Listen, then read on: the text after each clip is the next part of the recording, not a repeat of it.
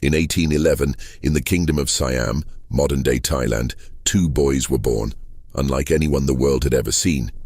They were conjoined twins, connected at the chest, sharing a band of tissue and part of their liver.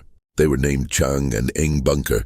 People were astonished. Doctors, neighbors, even royalty could not believe the sight of two brothers who moved as one yet were distinct individuals. These boys would later give the world the term Siamese Twins.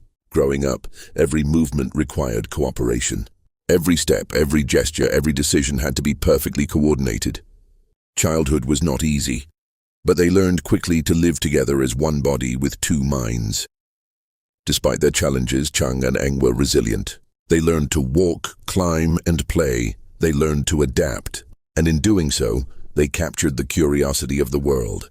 As young men, a merchant noticed their uniqueness and realized the world would pay to see them. Chang and Eng traveled to Europe and the United States, appearing in exhibitions, meeting kings and queens, and astonishing crowds everywhere they went. They were famous, yet they remained devoted to one another, relying on coordination and trust to navigate a world that didn't understand them. Eventually, the twins settled in the United States, buying land in North Carolina and leaving the exhibition world behind. In a remarkable turn of life, they both married two sisters, Sally and Adelaide Yates. Chang married one sister, Eng married the other. They lived in houses next to each other.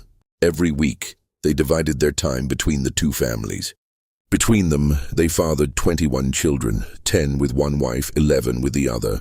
Life was an extraordinary balancing act, physically, emotionally, and socially. The twins coordinated not only their movements, but also family life, work, and parenting. Their connection went beyond appearance. They shared a chest wall and part of their liver. Even as they aged, their bond meant that illness in one directly affected the other. In 1870, Chang suffered a stroke, leaving one side of his body paralyzed. Eng supported him using straps, crutches, and constant attention, a life of total interdependence. Their shared physiology was remarkable. It allowed survival and adaptation, but it also meant their fates were linked. In January 1874, Chang fell seriously ill with a stroke and bronchial infection. His breathing faltered. Despite all care, he passed away in his sleep on January 17th. When Eng realized that his brother was gone, he experienced profound shock, but it wasn't only emotional. Their shared circulatory system and fused liver meant that Eng's body was still physically connected to Chang's lifeless body. Blood circulation and vital functions were disrupted. Within hours, Eng himself succumbed, dying just a few hours after Chang. Historical reports suggest that his body was unable to sustain itself independently due to their physiological link, making survival impossible. Even in death, they remained connected. Chang and Eng's story is more than a medical curiosity. It is a testament to human resilience, cooperation and adaptation, love and family life, and living fully despite extraordinary circumstances. Their bodies were buried together, and a monument stands today, engraved with words that echo their lives. Joined in life, joined in death.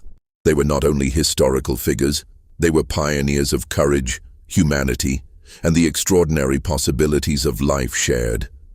If you enjoyed this video, give it a like and subscribe to our channel, because here we share the untold stories from history and the world.